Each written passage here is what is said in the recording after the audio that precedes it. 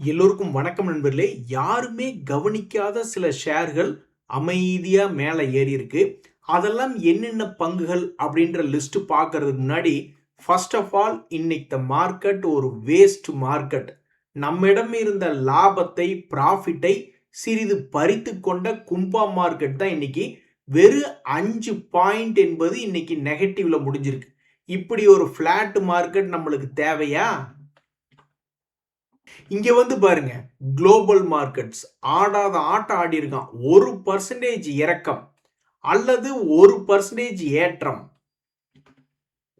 நம்ம ஆளுகள் அது மாதிரி 1% மேல 240 பாயிண்ட் என்பது ஏறி இருந்தோ அல்லது 240 பாயிண்ட் என்பது இறங்கி இருந்தாலோ நம்மளுக்கு ஒரு பிரயோஜனம். இப்படி 5 பாயிண்ட்டுக்கு ஆடி இருக்கியே, இதனால எங்களுடைய ப்ராஃபிட் தான் போச்சு அப்படின்ற மாதிரி நண்பர்களே, ஷார்ட் டேர்ம் ட்ரேடர்ஸ் யாராக இருந்தாலும் வருகின்ற லாபத்தை ஒரு லாபத்தை பார்த்ததுக்கு அப்புறம் அதை மிஸ் பண்ணி நஷ்டத்துக்கு போயிட்டா பிரயோஜனமே இல்லாம போயிடும். ஏன்னா ஷார்ட் டேர்ம் ட்ரேடர்ஸ் நம்மளே 5%க்கு 10%க்கு ஆடிக்கிட்டு இருக்கோம். அப்படி இருக்கும்பொழுது ஒரு 10-20% லாபத்துல பார்த்துட்டு அதை அப்படியே கீழே கொண்டு நஷ்டத்துக்கு நம்ம பார்க்கறதுனால ஒரு பிரயோஜனமும் கிடையாது. நம்ம வித்ததுக்கு அப்புறம் அது மேலே ஏறிட்டா கூட சரி பரவாயில்ல அப்படின்னு விட்டுட்டு போயிடலாம். நான் அப்படிதான் சமீபத்துல இன்னைக்கு லாபத்தை விட்டேன். ஒரு பய கூட இன்னைக்கு ஏர்ல என்னுடைய போர்ட்போலியோல. இந்த நேரத்துல கீழே இறங்கிட்டு அமைதியா சிறிது தூரம் மேலே ஏறிய பங்குகள் அப்படின்றது ஒவ்வொரு ஸ்லைடுலையும் பார்க்க போறோம். இந்த முதல் ஸ்லைட்ல ஒரே ஒரு பங்கு, இந்த IEX அப்படின்ற பங்கு. அது எப்பவுமே சமீபத்துல கீழே வந்து விழுகக்கூடிய அந்த 100 ரூபாய் ரேஞ்சுக்கு வந்து மறுபடியும் சமீபத்துல கீழே விழுந்திருந்தது. அதுக்கப்புறம் தற்போது பார்க்கும் பொழுது இந்த IEX அப்படின்ற பங்கு இன்னைக்கு ரொம்ப அமைதியா காலையிலிருந்தே 50 பைசா 1 ரூபா அப்படி இப்படி இப்படின்னு ஏறி கடைசியில க்ளோசிங்ல 5% என்பது ஏறியுள்ளது. ஸோ இந்த IEX தன்னுடைய சமீப கால 200 டேஸ் மூவிங் ஆவரேஜ் 130 தாண்டி மேல் நோக்கி போகுமா இல்லையா என்பது பொறுத்திருந்து தான் பார்க்கணும். அட கன்றாவிய நண்பர்களே, இன்னைக்கு திடீர்னு கீழே விழுந்த பங்குகள் அப்படின்றதுல இந்த ITC ஹோட்டல்ஸ் அப்படின்ற ஷேரு வருது. சமீபத்தில் 200 டேஸ் மூவிங் ஆவரேஜை தாண்டிய ITC ஹோட்டல் ரிசல்ட்டுக்கு பிறகு என்ன ஆச்சு அப்படின்னு கேட்டிங்கன்னா கும்பா ஆச்சு அப்படின்ற மாதிரி மிகவும் அருமையாக 200 டேஸ் மூவிங் ஆவரேஜ் தாண்டி மேலே வந்தான். உடனே பல பேர் வந்து ITC ஷேர் முதலில் தன்னுடைய பழைய ஹை வருமா அல்லது ITC ஹோட்டல்ஸ் பழைய ஹை வருமானா முதல்ல ITC ஹோட்டலுக்கு தான் நாங்கள் ஓட்டு போடுவோம் அப்படின்னு பல பேர் வந்து இந்த ITC ஹோட்டல் தான் மேலே வரும்னு எதிர்பார்த்துக்கிட்டு இருந்தா முட்டுக்கட்டையாக வந்தவன் தான் இந்த Q1 result season. So ITC ஹோட்டலினுடைய Q1 result வெளியீடு மார்க்கெட்டுக்கு புடி கும்பா அப்படின்னு 200 டேஸ் மூவிங் ஆவரேஜை விட்டு கீழே இறக்கி விட்டது. பார்த்தீங்களா நண்பர்களே, நியூஸ் இருக்கக்கூடிய பங்குகள் தான் பெருசா மேலே ஏறியோ அல்லது பெருசா கீழே இறங்கியோ ஏதாவது ஒரு மூவ்மெண்ட் நடக்கும். ஸோ ITC ஹோட்டல்ஸ்ல இன்னைக்கு செஞ்சு விட்டாங்க.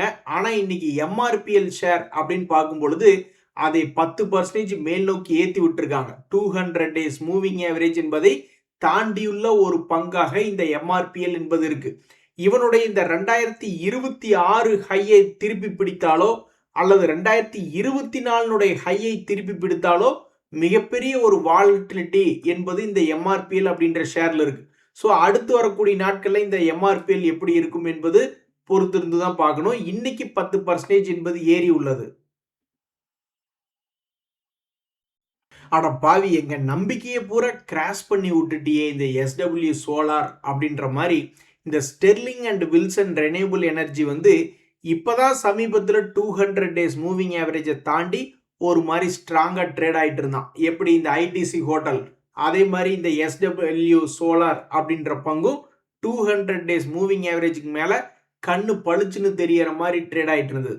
அப்புறம் பார்த்தா இன்னைக்கு ஒரு மிகப்பெரிய ஒரு கும்பா. யோ கொஞ்சமாவது மனசாட்சியோட இறங்குங்கய்யா. ஒரு 5% 10% இறங்குங்க. Q1 ரிசல்ட் சரியில்லைன்னு இப்படி 20% இறங்குவீங்க. ஐ மீன் 8% இறங்குவீங்க. ஸோ சமீபத்தில் மார்க்கெட்டில் தொடர்ந்து Q1 ரிசல்ட் சரியில்லைன்னு வரிசையா ஆபாயில் வாங்கிக்கிட்டு இருக்காங்க.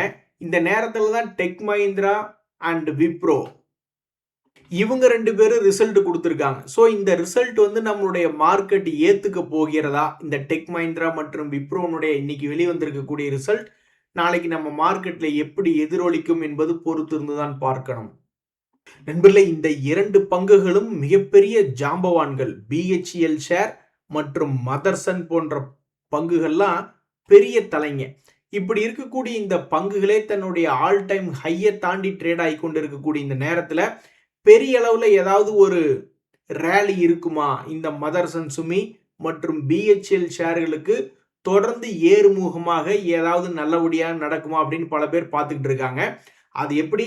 HDFC பேங்க்ல இல்லை, SBIல இல்லை, இன்னும் எத்தனையோ LNTல இல்லை, ரிலையன்ஸ்ல இல்லை, எத்தனையோ பெரிய பெரிய ஜாம்பவான்கள்ல ஆல் டைம் ஹை என்பது இன்னும் வரல. ஆனா இந்த 2 பசங்களும் அசால்ட்டா ஆல் டைம் ஹைல ட்ரேட் ஆயிட்டு இருக்காங்க. BHEL ஷேர் ஆகட்டும் மற்றும் இந்த மதர்சன் அப்படின்ற ஷேர் ஆகட்டும். ஆக மொத்தம் ஸ்டாக் மார்க்கெட்ல ஏதோ ஒரு பெரிய மூவ்மெண்ட் என்பது காத்திருக்கிறது. நண்பர்களே, அடுத்த சில முக்கிய தகவல்கள்ல இந்த LG எக்யூப்மெண்ட் சமீபத்தில் கீழே உளுந்து மேலே ஏறி கீழே உளுந்து மேலே ஏறி போயிட்டு இருக்கான். இப்படி இருக்கக்கூடிய நேரத்தில் ஏதாவது ஒரு புதிய ஹை ஏதாவது வருமா அல்லது கீழே இறங்கிடுமா என்பது பொறுத்திருந்தா பார்க்கணும். இப்போதைக்கு அவங்க சாதிச்சிருக்கிறது என்னன்னா 2025ல கீழிருந்து ஏறின அதே இடத்துல இருந்து தான் மறுபடியும் சமீபத்தில் கீழிருந்து மேலே ஏறி இருக்கு. அப்ப இனி மறுபடியும் இங்கிருந்து புதிய ஹை என்பது வர்றதுக்காக பார்க்குதா அல்லது இன்னொரு முறை என்னை வச்சு சம்பாரிச்சுக்குங்க அப்படின்ற மாதிரி கீழே விழுக போகிறதா? என்ன இந்த LG எக்யூப்மெண்ட் செய்ய போகிறது என்பது ஒரு மிக முக்கியமான கேள்வியா இருக்கு. ஆனா ஒண்ணுங்க, ஒருவேளை இந்த ஷேர் மேல இருந்து கீழே விழுந்துருது, நிறைய பேர் கீழே வாங்கினவங்க எல்லாம் மேல ப்ராஃபிட் புக் பண்ணிட்டாங்க அப்படின்னு ஒரு ப்ராஃபிட் புக்கிங் நடந்து கீழே விழுந்துருச்சுன்னு வச்சுங்களேன், அது கொஞ்சம் ஏமாற்றமா தான் இருக்கும். ஸோ புதுசா போய் ஸ்டாக் மார்க்கெட்ல இந்த LG எக்யூப்மெண்ட்ஸ் வாங்கினவங்களுக்கு இது வந்து ஒரு ட்ராப்பா அல்லது ஒரு பிரேக் அவுட்டா என்பது பொறுத்து இருந்து தான் பார்க்கணும். நண்பர்களே, சமீபத்தில் ஒரு ட்ரெண்ட் திடீர்னு என்ன ஆச்சுன்னா, ஸ்மால் ஃபைனான்ஸ் பங்குகள்லாம் திடீர்னு மேல் நோக்கி ஏறினாங்க. ஆனா இந்த ஹவுசிங் ஃபைனான்ஸ் கம்பெனிகளுக்கு ஒரு ஒளிவட்டம் என்பது இப்போ வரைக்கும் வரல. ஸோ ஹவுசிங் ஃபைனான்ஸ் செக்டரே வந்து கொஞ்சம் சுமாராக தான் இருக்கு. ஸோ இந்த இந்தியா ஷெல்டர் ஃபினான்ஸ் என்பதுமே ஹவுசிங் ஃபைனான்ஸ் பிஸ்னஸ்ல தான் இருக்கு. ஆனாலும் இந்த பங்கு தற்போது 52 வீக் லோ பக்கத்துல சுத்திக்கிட்டு இருக்கு. தன்னுடைய ஆல் டைம் ஹை எங்க அப்படின்னு பார்த்தீங்கன்னா ஆல்மோஸ்ட் 1000க்கு பக்கத்தில் இருக்கு. இப்படி இருக்கக்கூடிய நேரத்தில் இந்த பங்குல FI 6.87%, DIs வந்து 21% இந்த பங்குல ஹோல்டிங் என்பது பண்ணிக்கிட்டு இருக்காங்க. ஸோ ஹவுசிங் ஃபைனான்ஸ் எப்போ சூடு பிடித்தாலும், அந்த ஹவுசிங் ஃபைனான்ஸ் செக்டர் எப்போது சூடு பிடித்தாலும் இந்த இந்தியா ஷெல்டர் ஃபினான்ஸ் கார்பரேஷனுக்கு ஏதாவது ஒரு பாசிட்டிவ் மொமெண்டம் வருமா அப்படின்னு பல பேர் பார்த்துக்கிட்டு இருக்காங்க. ஸோ இதற்கு முன்னாடியே 200 டேஸ் மூவிங் ஆவரேஜ் பக்கத்தில் போயிட்டு கீழே விழுந்து விட்ட பங்கு தான் இந்த இந்தியா ஷெல்டர் ஃபினான்ஸ் கார்பரேஷன். தற்போது 200 டேஸ் மூவிங் ஆவரேஜுக்கு மேலே கிராஸ் ஓவர் ஆகி ட்ரேட் ஆகி கொண்டிருக்கக்கூடிய இந்த இந்தியா ஷெல்டர் ஃபினான்ஸில் ஏதாவது ஒரு நல்ல செய்தி வருமா என்பது பொறுத்திருந்து தான் பார்க்க வேண்டும். அதே மாதிரி சமீபத்தில் பல முறை கீழே இறங்கி சம்பாரிச்சு கொடுத்த பங்குகள் அப்படின்றதுல இந்த கிராஃபைட் அப்படின்ற பங்கு ஒன்றா இருக்கு. எவ்வளவு முறை 2026 கணக்கு போட்டோம்னா கூட பல முறை கீழே வந்து மேலே ஏறி எத்தனையோ முறை சம்பாதித்து கொடுத்த பங்கு தான் இந்த கிராஃபைட். சமீபத்தில் 200 டேஸ் மூவிங் ஆவரேஜை தாண்டியுள்ள இந்த கிராஃபைட் கீழே விழுந்துடாம ஏதாவது ஒரு புல் ரன் கண்டினியூ பண்ணி ஒரு ஃபேக் பிரேக் அவுட்டாக இல்லாமல் ஒரு உண்மையிலேயே இது வந்து 200 டேஸ் மூவிங் ஆவரேஜ் தாண்டியது தொடர்ந்து ஏறி தன்னுடைய பழைய கை 800 வரைக்கெல்லாம் போவதற்குத்தான் அப்படின்ற மாதிரி இந்த கிராஃபைட்ல இன்னும் ஒரு முறை இந்த வருஷத்துல ஏற்றம் வருமா அல்லது ஏமாற்றமா என்பது பொறுத்திருந்து தான் பார்க்கணும். ஆக மொத்தம் இத்தனை முறை சம்பாரிச்சு கொடுத்து இருக்கக்கூடிய இந்த கிராஃபைட் இந்தியா தற்போது 200 டேஸ் மூவிங் ஆவரேஜ் என்பதை தாண்டி உள்ளது. அப்போ புரியல, இப்போ புரியுது அப்படின்ற மாதிரி. அப்போ நியூஸ் இல்லை, ஐடி பங்குகளுக்கு தொடர்ந்து நெகட்டிவ் நியூஸ்கள் தான் இருந்தது, பாசிட்டிவ் மொமெண்டம் எதுவும் இல்லை. இப்போ டிசிஎஸ் போன்ற பெரிய ரிசல்ட் வந்ததுக்கு அப்புறமோ ஹெச்எல்ட்டுக்கு அப்புறமோ ஓரளவுக்கு ஸ்ட்ராங்காக தான் ஐடி கம்பெனிகள் தற்போது இருக்கு. இன்னைக்குமே கூட மார்க்கெட் ஓரளவுக்கு பாசிட்டிவ் மொமெண்டம்ல இருக்கிறதுக்கு இந்த ஐடி ஷேர்கள் தான் காரணம். ஸோ அப்போ நியூஸ் என்பது இல்லை, தற்போது நியூஸ் என்பது ஐடி கம்பெனிகள்ல இருக்கு. ஸோ டெக்னாலஜி கம்பெனிகள்ல அடுத்தது என்ன நடக்கும்? ஒரு உதாரணத்துக்கு இந்த ஃபர்ஸ்ட் சோர்ஸ் சொல்யூஷன்ஸ் என்பது இதற்கு முன்னாடி 200 டேஸ் மூவிங் ஆவரேஜ் தாண்ட வந்தப்பெல்லாம் இதை கீழே இறக்கி விட்டுட்டாங்க. இப்போ மறுபடியும் மூன்றாவது முறையாக வரும் பொழுது அந்த சமயங்கள் எல்லாம் செய்திகள் இல்லை, பாசிட்டிவ் மொமெண்டம் பெருசா இல்லை. இந்த முறை பாசிட்டிவ் மொமெண்டம் என்பது பல்வேறு ஐடி பங்குகளில் இருக்கு. ஸோ இந்த எஃப்எஸ்எல் அப்படின்ற பங்கு தொடர்ந்து தன்னுடைய 200 டேஸ் மூவிங் ஆவரேஜை தாண்டுமா அப்படின்ற ஒரு கேள்விதான் தற்போதைக்கு மார்க்கெட்ல ஓடிக்கிட்டு இருக்கு.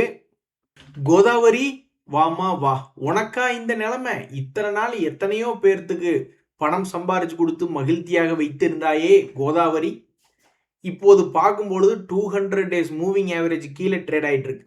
அதாவது இந்த கோதாவரி ஷேர்னுடைய வரலாறு 2026 பார்த்தீங்கன்னா நண்பர்களே, 200 டேஸ் மூவிங் ஆவரேஜ் வர்றப்பவெல்லாம் ஒரு அருமையான லாபம் என்பது சம்பாரிச்சு கொடுத்த ஒரு பங்காக தான் இந்த கோதாவரி சமீபத்தில் இருந்தது. அது என்னமோ தெரியல, இந்த ஒரு மாத காலமாக அந்த 200 டேஸ் மூவிங் ஆவரேஜ் என்பது உதவி செய்யவில்லை. ஸோ தற்போதைக்கு 200 டேஸ் மூவிங் ஆவரேஜ் கீழே ட்ரேட் ஆகி கொண்டிருக்கக்கூடிய சமீபத்தில் மொமெண்டம் இருந்த பங்குகள் அப்படின்ற செய்தியில் இந்த ஜிபிஐஎல் அப்படின்றது இருக்கு. ஸோ இவன் எப்போ மறுபடியும் 200 டேஸ் மூவிங் ஆவரேஜை திரும்பி தாண்டுவான் அப்படின்றது பல பேர் எதிர்பார்த்துட்டு காத்துக்கிட்டு இருக்காங்க. நண்பர்களே, சமீபத்தில் சிமெண்ட் கம்பெனியில் பலதும் தன்னுடைய சப்போர்ட் லெவல்ல இருந்து மேலே வந்திருக்கு. இந்த ஜேகே லக்ஷ்மி சிமெண்ட் மட்டும் ஏன் சைலண்டா இருக்கு அப்படின்றது தெரியல. இங்க பாத்தீங்களா, சமீபத்தில் இந்த டால்மியா பாரத் அந்த பங்கும் ஓரளவுக்கு பரவாயில்ல. நுவோகோ விஸ்தாஸ் அப்படின்ற பங்குமே சரிவடைந்த பங்கு தான், அவனும் ஓரளவுக்கு சமீபத்தில் பரவாயில்ல. ஆனா இந்த ஜேகே லக்ஷ்மி அப்படின்ற சிமெண்ட்ல மட்டும் இன்னும் அந்த திரும்பி ஏறி ஒரு மகிழ்ச்சி என்பது இன்னுமே சேரல. ஸோ அந்த ஷேர் ஹோல்டர்ஸ் எல்லாம் ரொம்ப ஆவலா இருக்காங்க. மற்ற சிமெண்ட் கம்பெனிகள்லாம் சமீபத்தில் ஏறி இருக்கு. ஸோ ஏதோ ஒரு நியூஸ் இன்ஃப்ராஸ்ட்ரக்சர் சம்பந்தப்பட்டது இருக்கு, அதனால அவனுங்கெல்லாம் ஏறி இருக்காங்க. ஆனா இந்த ஜேகே லக்ஷ்மி ஏன் ஏற மாட்டேங்குது? ஒருவேளை நஷ்டம் செய்யக்கூடிய பங்கா அப்படின்ற மாதிரி நம்ம போய் பார்த்தோம்னு வச்சுங்களேன், அப்படியெல்லாம் ஒன்றும் நஷ்டம் கிடையாது, ஒன்றும் கிடையாது. கடந்த 3 குவார்ட்டர்களாக நான் லாபம் தான் பண்ணிக்கிட்டு இருக்கேன் அப்படின்ற மாதிரி லாபம் செய்யக்கூடிய பங்காக தான் இந்த ஜேகே லக்ஷ்மி சிமெண்ட் அப்படின்ற பங்கு இருக்கு. ஏனோ தெரியல, ஒரு 8 மாதமாக காலமாகவே அது தொடர்ந்து சரிவடையும் நிலையிலேயே தான் இருக்கு. என்னைக்கு அவன் வாழ்க்கையில ஒரு யூ டர்ன் வரும்? இங்க பாத்தீங்களா, யாருடைய ஷேராக இருந்தாலும் இந்த ஜோதி சிஎன்சி அப்படின்ற ஒரு ஷேர் மாதிரி அப்பப்ப கீழே விழுந்தாலும், இவன் இதுக்கு முன்னாடி 200 டேஸ் மூவிங் ஆவரேஜ் இருந்து ஒரு 25% கிராஷ் ஆயிட்டான். அப்பவும் மறுபடியும் ஏறி சம்பாரிச்சு கொடுத்தான். மறுபடியும் 200 டேஸ் மூவிங் ஆவரேஜ்ல இருந்து ஒரு 30% கிராஷ் ஆகி கீழே விழுந்துச்சு. அதுக்கப்புறமும் மறுபடியும் ஒரு 30% மேல ஏறி சம்பாரிச்சு கொடுத்துருக்கு. ஸோ இந்த ஜோதி சிஎன்சி ஷேர் மாதிரி ஒவ்வொருத்தருக்கும் வாழ்க்கை அமைஞ்சிருச்சுன்னா அவங்க வாழ்க்கை ஓஹோன்னு இருக்கும்.